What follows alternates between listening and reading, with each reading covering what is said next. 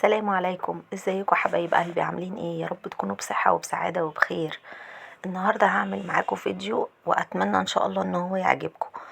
زوجي كان جايب لي حبة سمك بوري زي ما انتم شايفين طازة كده، فالنهاردة هنعمله معاكم فسيخ ان شاء الله. وربنا يا رب يجعل بيوتكم دايما عمرانة بالخير.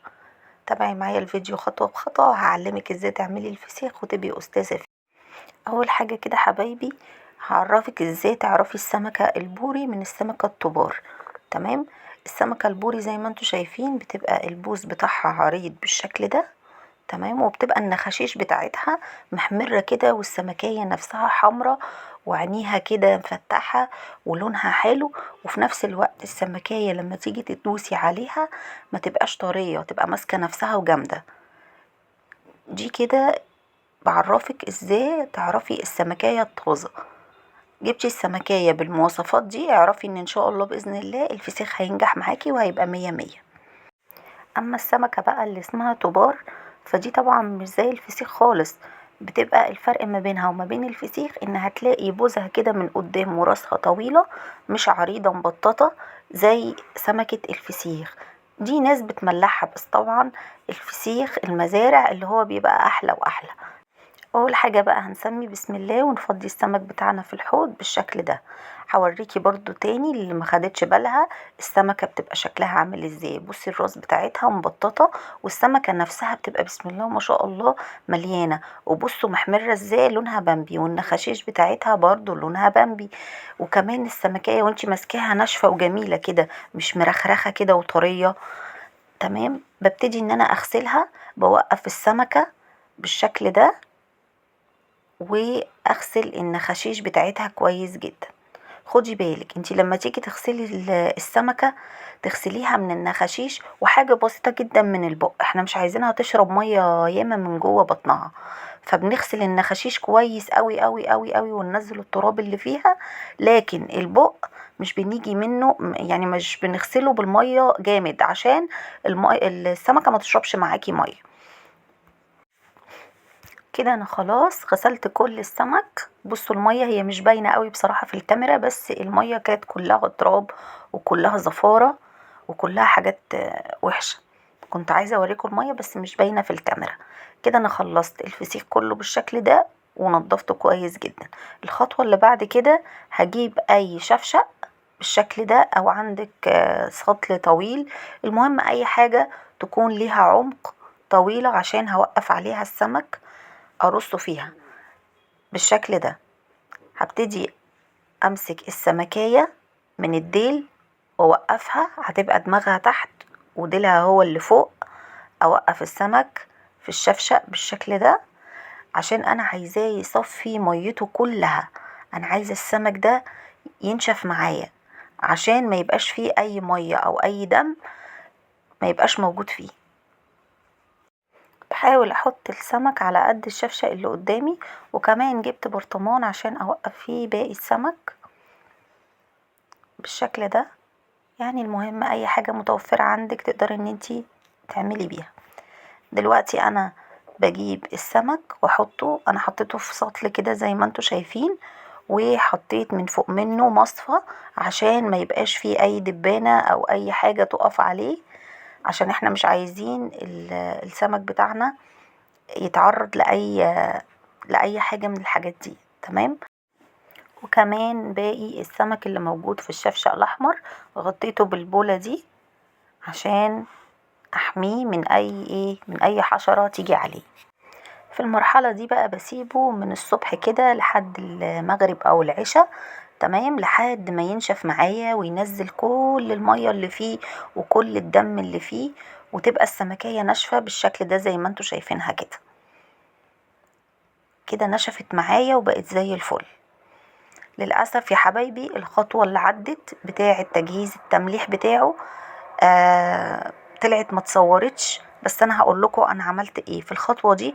انا جبت ملح وجبت شطة وجبت حبة كركم، وبدأت ان انا احشي النخاشيش بتاعة السمك وبقه حاجة بسيطة جدا، وارشه من بره السمكية بالخلطة اللي انا عاملاها دي. انا اسفة جدا والله العظيم، كنت بصور وطلع المقطع ما بيتصورش. بس ما تقلقيش، هجيبلك الفسيخ بعد ما خلص خالص وبعد ما استوى هوريهولك.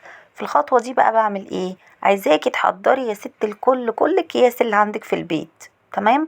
ببدأ احط في الكياس الخلطة اللي انا عاملاها، اللي هي الملح والشطة وحبة كركم للي حابب، وكمان ممكن نحط حبة ورق لوري، بس انا ما حطيتش في الفيديو حبة ورق لوري. تمام. ببتدي اعمل فرشة كده من الخلطة، وبجيب السمكية زي ما انتوا شايفين كده،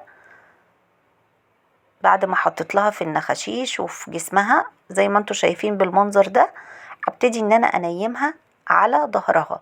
مهم جدا، ما ينفعش ان انتي تنيمي السمكة على بطنها خالص، لان لو نيمتيها على بطنها المية بتاعتها هتخلي بطنها تفرقع، فلازم تنيميها على ظهرها. تاني سمكة ببتدي ان انا ارصها عكس السمكة الاولانية بالشكل ده، وبرضو زي ما قلتلكوا السمك بيترص على ظهره مش على بطنه. تمام. هبتدي ارص كل سمكة بالشكل اللي انتوا شايفينه ده، كل سمكة عكس التانية، واتأكد ان انا مغطياها كويس جدا. وبصوا اهو دماغها النخاشيش بتاعتها حشياها جامد جدا، كبساها بالملح. تمام. الملح اللي انا استخدمته ملح خشن مش ناعم، هو افضل من الناعم بكتير. تمام. بيتباع بالكيلو. هحط كل سمكة عكس التانية وحسب ما الكيس ياخد معايا، وبعد ما رصيتهم كويس جدا هرش حبة ملح وشطة وكركم من فوق الوش برضو بالشكل ده. خلاص. اهم حاجة عشان ينجح الفسيخ معاكي لازم تحطي السمك ترصيه رصة كويسة جنب بعضه، يكون ملزق في بعضه. ليه؟ عشان كل سمكية تساوي التانية. تمام. ما يبقاش فيه فراغات ما بين السمكة واختها. وكمان لو تلاحظوا ان انا حطيت كيس ابيض، بلاش الكيس الاسود في اول الرص. تمام. يعني اول حاجة هبدأها بكياس بيضة، ما ينفعش احط اكياس سمرة، هحط اكياس سمرة بس دي في الاخر خالص. وزي ما انتوا شايفين غرقته من فوق بالملح وبالخلطة بتاعتي. وكمان مش هكتفي بكده، لازم برضو احط حاجة تانية مهمة جدا، وهي حبة زيت من فوق الوش. لازم اغرقه بالزيت من فوق الوش عشان لا اضمن ان هو ما يجيبليش اي عفونة او يبوظ معايا او اي حاجة. الزيت بيحميه جدا جدا جدا. الخطوة بقى اللي بعد كده ان انا هقفل الكيس بتاعي. انا خلاص خلصت كده الفسيخ، بس اهم بقى خطوة هنا بقى بتبتدي من اول كيس، ان انا اشيل منه الهوا كله. لازم تفرغي الهوا كله وتقفلي الكيس كويس جدا بالشكل ده. تحاولي على قد ما تقدري ان انتي تخرجي الهوا منه، دي اهم خطوة. بتبدأ من اول كيس. بعد كده هبتدي بقى اجيب اكياس واخرج برضو منهم الهواء، وابتدي ان انا اقفل على السمك بتاعي كويس جدا. انا هجيب اكياس كتير جدا وهقفلها عشان ما اطولش عليكم الفيديو وارجع لكم تاني. رجعت لكم بعد ما لفيت الفسيخ بالكياس زي ما انتوا شايفين. وبرضو مش هنكتفي بالخطوة دي، بجيب الفويل اللي هو الاسترتش، هبتدي بقى ان انا اقفل برضو تاني بعد خطوة الكياس بالفويل كويس جدا. بصي انا عايزاكي بقى في الخطوة دي ما تستخسريش في الفويل عشان الفسيخ ينجح معاكي ويطلع زي الزبدة. خلاص. قفلته بالشكل ده. كل اللي انا هعمله هجيب علبة تلاجة واحطه في علبة التلاجة. هستنى عليه لمدة ايه؟ هستنى عليه لمدة اسبوع عشان احنا في الصيف. رجعت لكم هنا بعد ما حطيته في علبة التلاجة بالشكل ده. كل اللي انا عملته في خلال الاسبوع ان انا كنت بحاول ان انا اقلبه على كل جنب. يعني بالنهار اقلبه بالشكل ده على الجنب اليمين، وبعد كده على الجنب الشمال. تعالوا بقى يلا نفتح على الفسيخ بعد ما عدى عليه 8 ايام بالظبط عشان كنت في الصيف. تمام. وكان الجو سخن، مش قادرة اقول لكم على الجمال وعلى الريحة اللي انا شماها. وفي نفس الوقت كمان على بصوا يعني هو بيتكلم عن نفسه. بسم الله ما شاء الله على المية كده. لما تشوفي المنظر ده اتأكدي ان الفسيخ معاكي طالع 100 100. بصوا يا جماعة حلاوة الفسيخية، طري جدا جدا جدا وحلوة قوي قوي قوي قوي زي ما انتوا شايفين، تحفة. خلاص كده انتي ممكن تعملي بقى ايه مشروع الفسيخ وانتي مطمنة، بس اهم حاجة تمشي على الخطوات اللي قلتلك عليها. بصوا بنات، انا بجد كنت اول مرة اعمله والله العظيم. يعني انا كنت دايما بفكر ان انا نفسي اعمله، بس كنت خايفة، بخاف اللي يبوظ مني. بس مشيت على الخطوات اللي انا شفتها واللي امي قالتها لي، مشيت عليها واحدة واحدة لحد ما طلع معايا بالمنظر اللي انتوا شايفينه ده. بجد بعد منها ما بقيتش اجيب اي فسيخ من بره بصراحة. حتى السردين، لو حابين طريقة السردين قولولي في الكومنتات وانزل لكم طريقتها برضو، الطريقة المظبوطة وطريقة التمليح المظبوطة. بصوا تحفة. ايه رأيكم بقى في السمكية من جوه؟ لونها بامبي والله، لا حاطه فلتر ولا اي حاجة.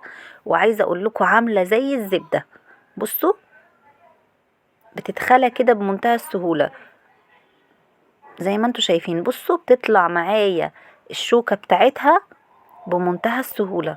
رغم على فكرة عايزة اقول لكم ان الفسيخ اللي انا مملحاه ده مش كبير، كان يعني ال3 كيلو، يعني ال3 سمكات تعتبر كيلو، فيعتبر الحجم بتاعه مش كبير.